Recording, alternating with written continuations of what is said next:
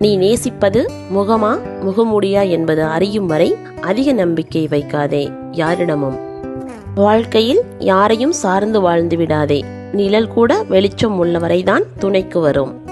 நமது மனநிலையை குணப்படுத்தும் சக்தி வாய்ந்த மருந்து அவசியமற்ற விஷயங்களை மறப்பதே.